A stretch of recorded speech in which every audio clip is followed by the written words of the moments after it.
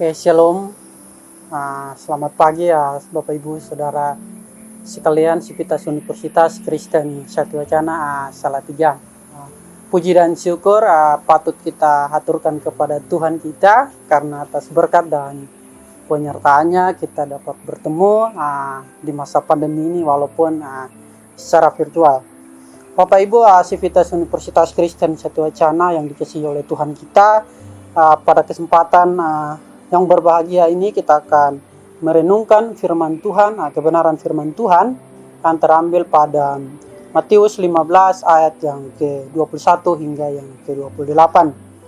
Namun sebelum baca dan merenungkan firman Tuhan, mari bersama-sama menghadap Tuhan, kita tundukkan hati kita, meminta pertolongan Tuhan untuk mendengar, membaca dan merenungkannya secara bersama-sama. Mari kita satu dalam doa, kita berdoa. Selamat pagi Tuhan, terima kasih atas penyertaan dan perlindungan-Mu atas kehidupan kami, keluarga besar Universitas Kristen Satya Wacana. Ya Tuhan, pada kesempatan yang berbahagia ini, kami anak-anak-Mu hendak datang bersujud, beribadah di hadapan Dikau. Kiranya sebentar kami anak-anak-Mu hendak membaca dan merenungkan firman-Mu. Kiranya apa yang kami baca, apa yang kami dengar sebentar boleh kami dapat memahaminya dengan baik. Ya Tuhan, bimbinglah hamba-Mu yang akan membacakan sebagian firman kebenaran-Mu, kiranya dapat memberitakan sesuai dengan kehendak-Mu. Ya Tuhan, ampunilah segala dosa kami dan berkatilah kami dalam ibadah hari ini. Baik Bapak Ibu Sivitas Universitas Kristen Satya Wacana, pada hari ini kita membaca Injil Matius pasal yang ke-21 hingga yang ke-28. Demikian sabda kebenaran firman Tuhan. Di bawah perikop perumpamaan perempuan Kanaan yang percaya. Lalu Yesus pergi dari situ dan menyingkir di daerah Tirus dan Sidon. Maka datanglah seorang perempuan Kanaan dan dari daerah itu dan berseru, "Kasihanilah aku, ya Tuhan, anak Daud, karena anakku perempuan kerasukan setan dan sangat menderita." Tapi Yesus sama sekali tidak menjawabnya. Lalu murid-muridnya datang dan meminta kepadanya, "Suruhlah ia pergi." Ia mengikuti kita dengan berteriak-teriak. Jawab Yesus, "Aku diutus hanya kepada domba-domba yang hilang dari umat Israel." Tapi perempuan itu mendekat dan menyembah Dia sambil berkata, "Tuhan, tolonglah aku." Tetapi Yesus menjawab, "Tidak patut mengambil roti yang disediakan bagi anak-anak dan melemparkannya kepada anjing." Kepada perempuan itu, "Benar Tuhan, namun anjing itu makan remah-remah yang jatuh dari meja tuannya." Maka Yesus menjawab dan berkata kepadanya, "Hai ibu, besar imanmu, maka jadilah kepadamu seperti yang kau kehendaki." Dan seketika itu juga anaknya sembuh. Demikian jauh sabda kebenaran firman Tuhan. Berbahagialah kita saudara bersaudari, Bapak Ibu sekalian yang mendengar, membaca dan bahkan dapat melakukannya dalam kehidupan hari lepas hari. Bapak Ibu Sivitas Universitas Kristen Satya Wacana yang diberkati Tuhan kita Yesus Kristus, tema yang saya coba angkat pada saat ini, pada ibadah pagi ini, yaitu iman yang menyelamatkan. Injil Matius mempunyai amanat atau bertujuan bagaimana mengabarkan kabar baik kepada dunia bahwa Yesus Kristus adalah penyelamat dunia yang telah dijanjikan oleh Tuhan Yesus. Pada Matius 15 pasal yang ke-15 ayat 21 hingga 28 ini menceritakan bagaimana pertemuan Yesus dengan seorang perempuan Kanaan, di mana perempuan itu meminta pertolongan begitu, meminta pengasihan dari Tuhan karena pada saat itu anaknya sementara sakit begitu dan sangat menderita karena dia itu kerasukan setan seperti begitu.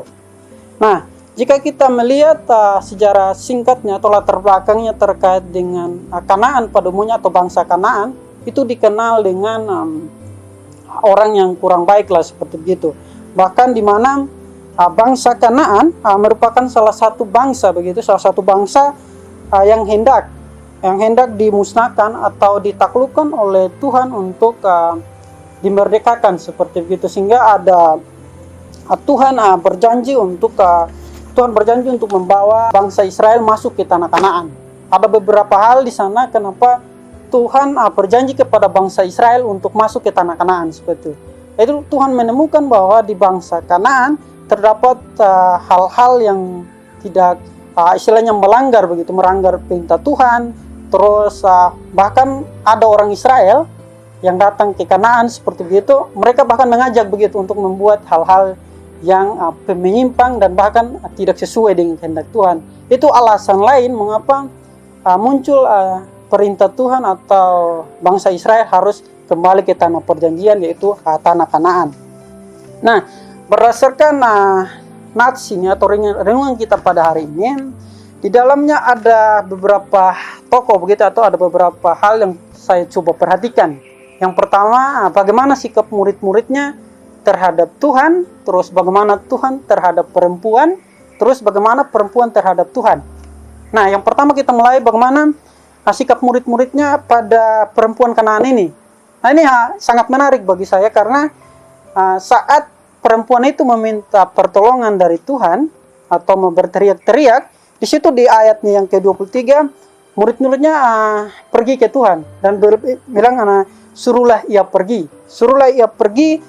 ia akan mengikuti kita dengan berteriak-teriak. Di situ saya melihat adanya kurang senang begitu dari murid-murid itu. Mereka kurang senang terhadap keberadaan atau perempuan yang minta tolong itu. Itu sangat jelas di ayatnya yang 23. Ini menandakan bahwa itu tadi latar belakang dari perempuan ini.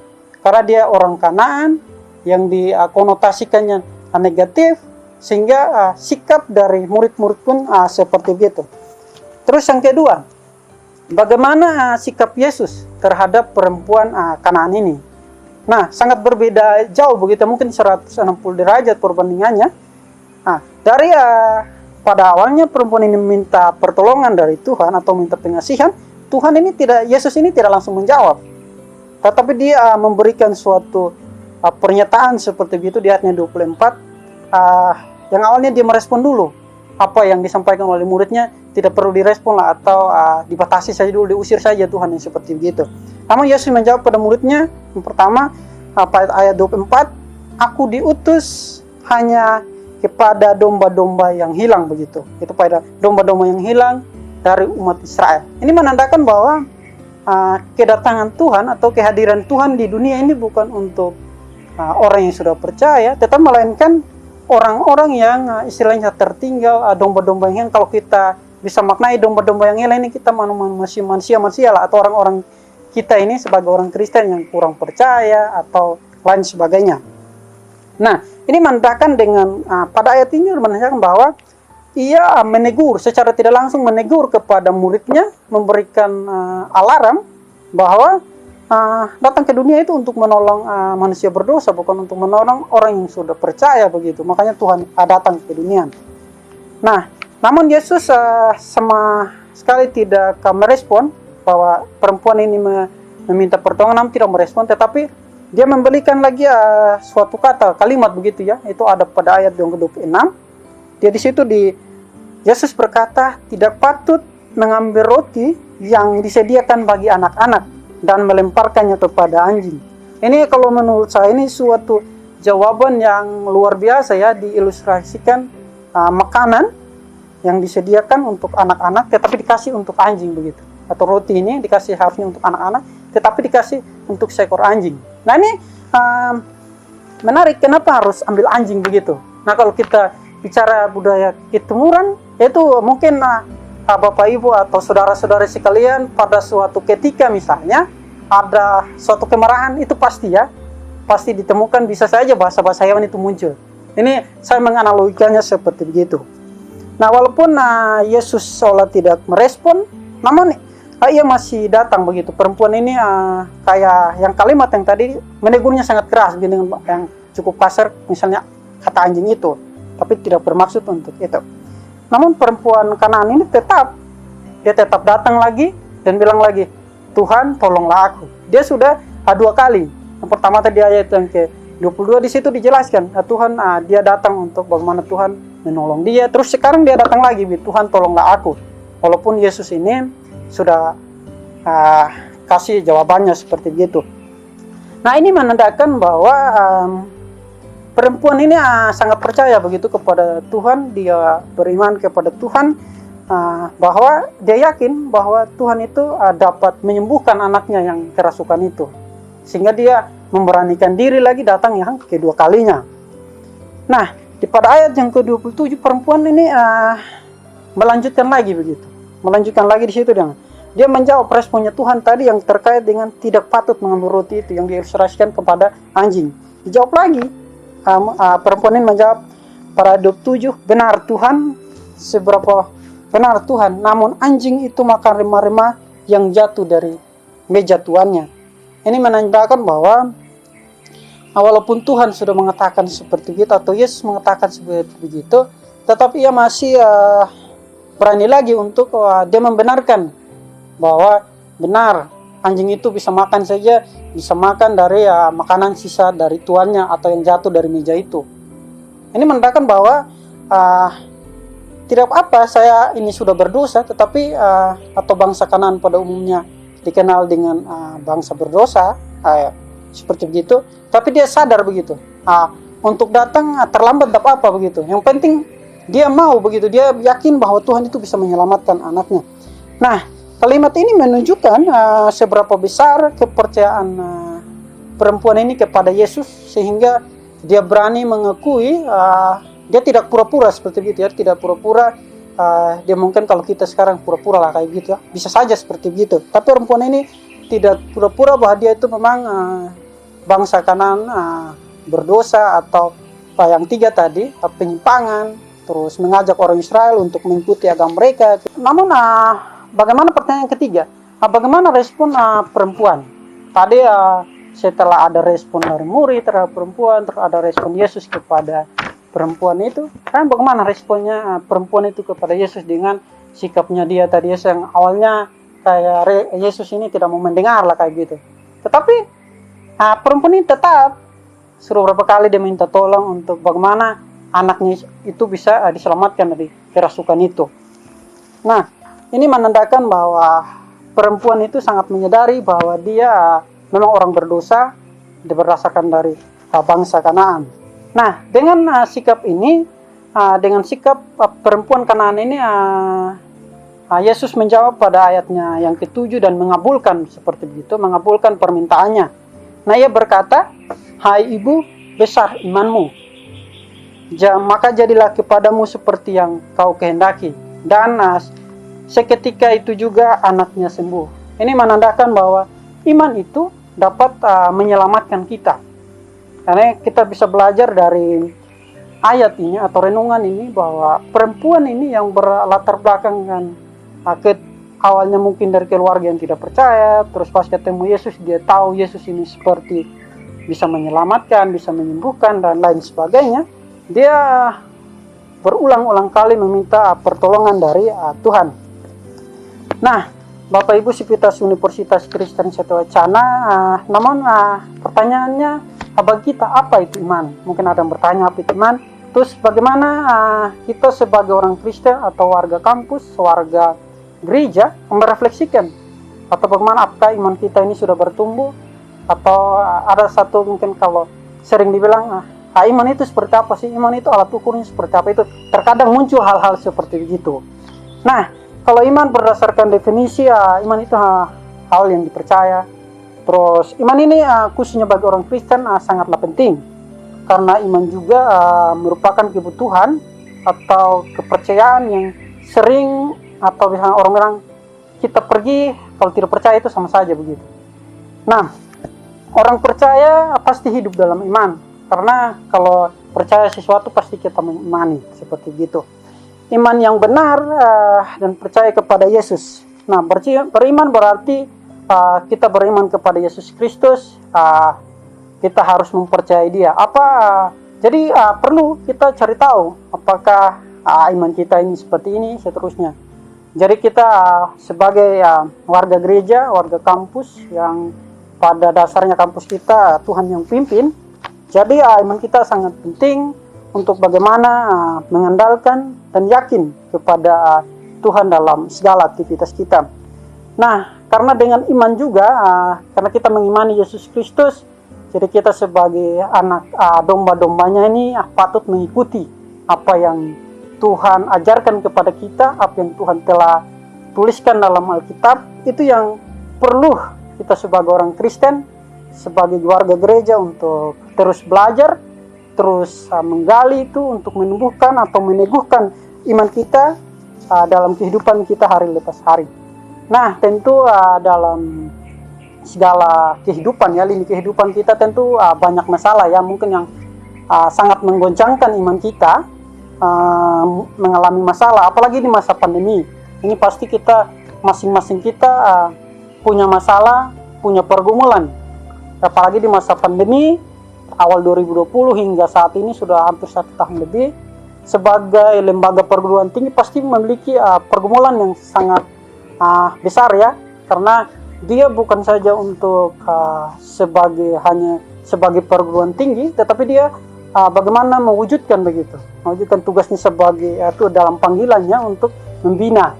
Kalau di UKSB membina bagaimana kader Kristen dalam medan pelayanan ke depan, alumni seperti apa, lulusannya seperti apa. Apalagi di masa pandemi pasti menjadi pergumulan tersendiri buat lembaga perguruan tinggi.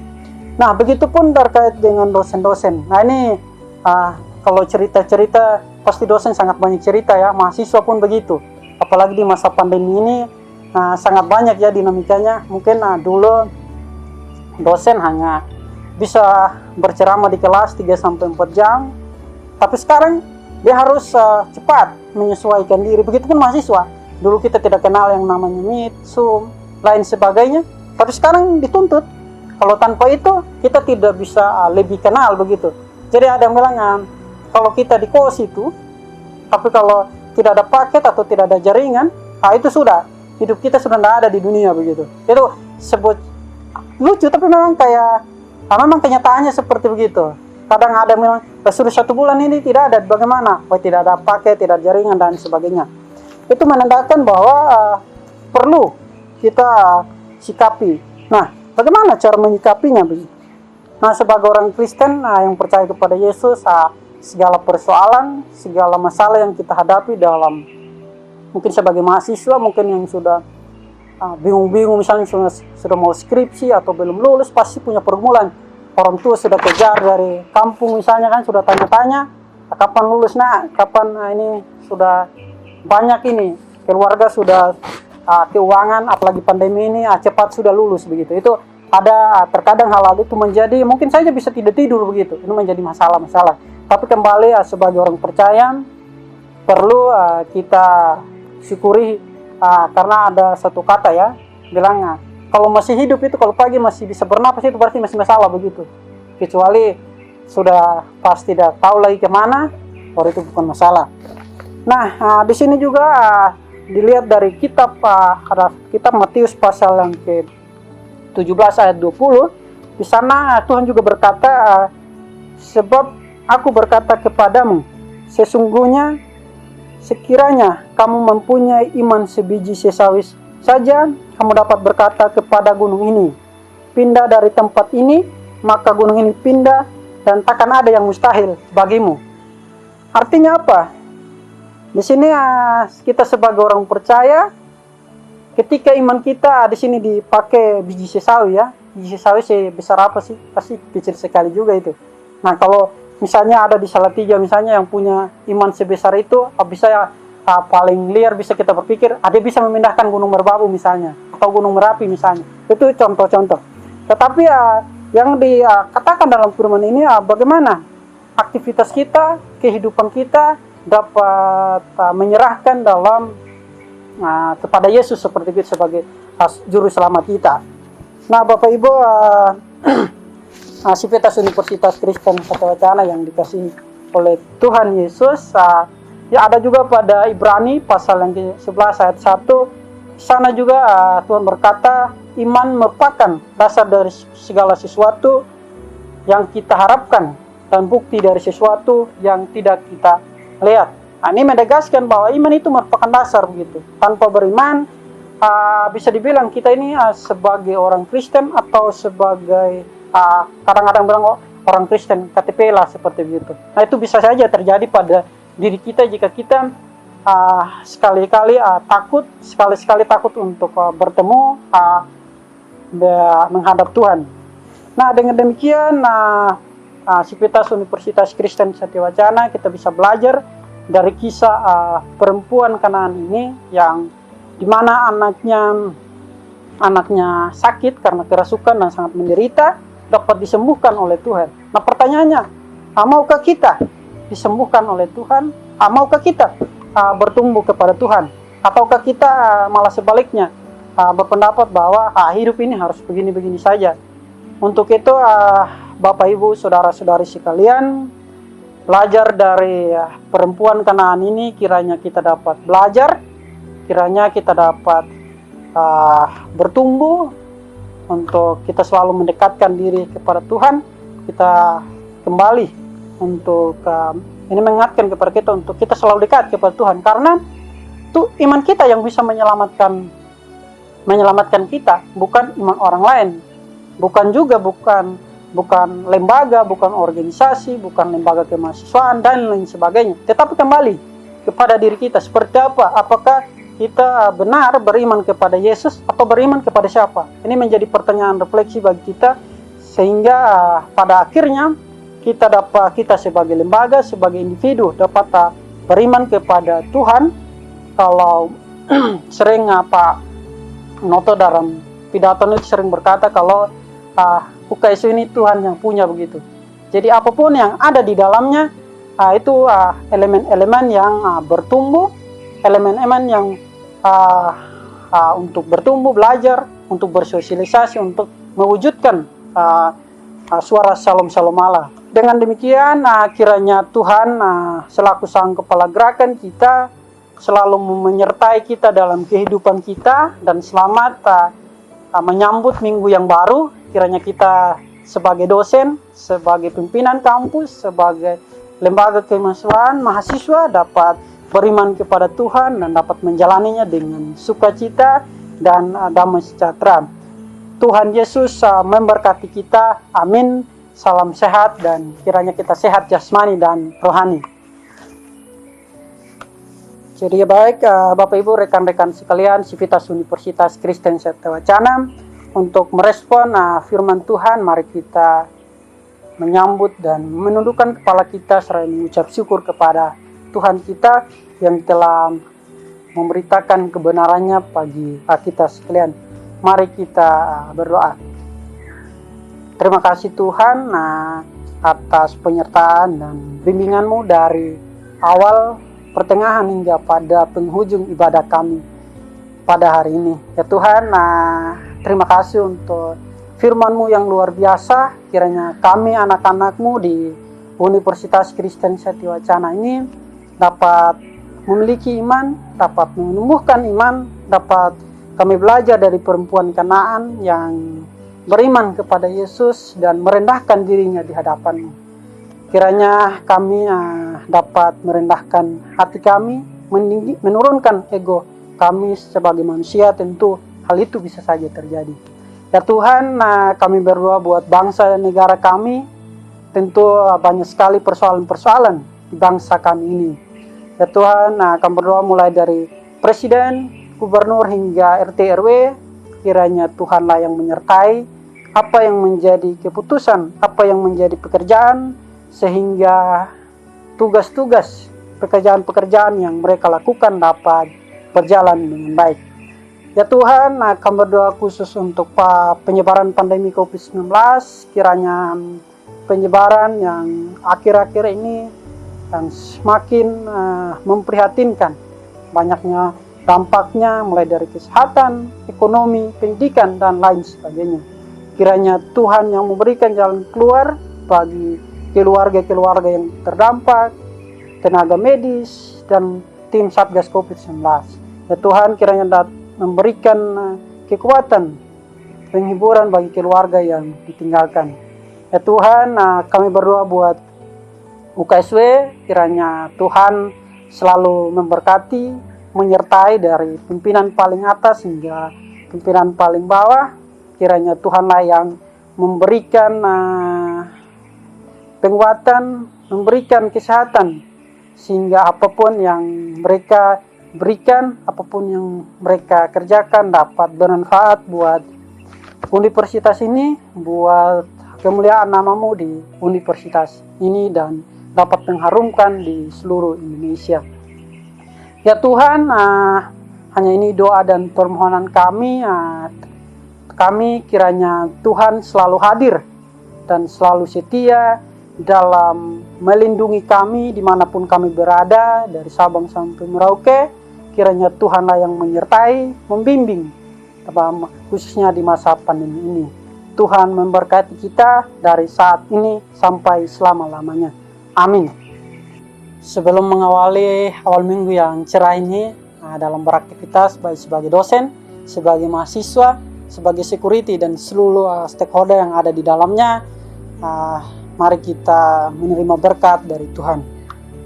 Kiranya Tuhan selaku Sang Kepala Gerakan kita memberkati, menyertai, dan memancarkan wajah kasih-Nya dalam kehidupan kita dari saat ini hingga sampai selama-lamanya. Amin.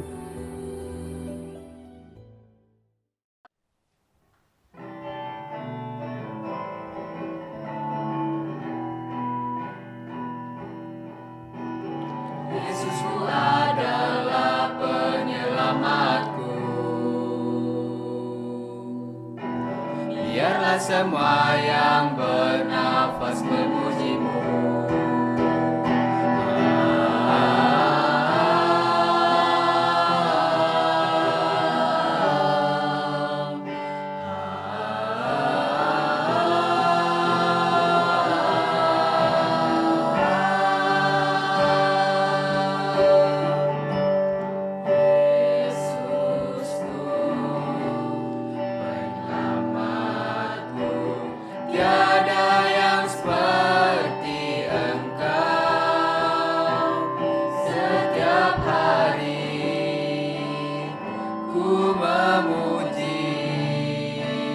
Keajaiban kasih-Mu,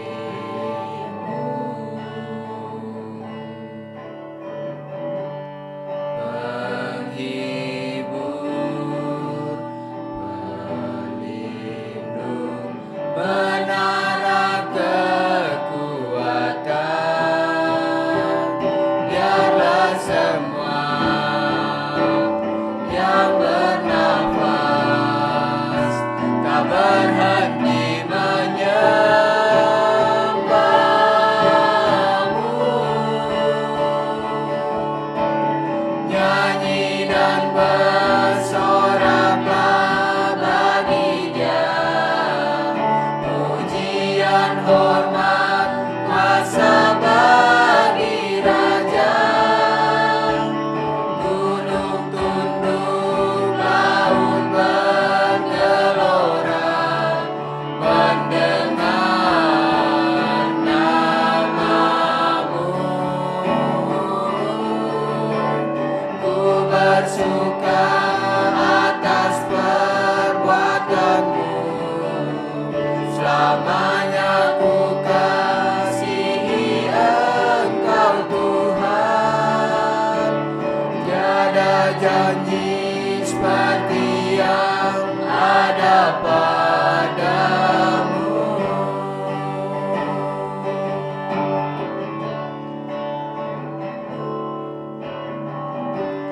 Yesusku, penyelamatku, tiada yang seperti Engkau. Setiap hari ku memuji keajaiban kasih-Mu.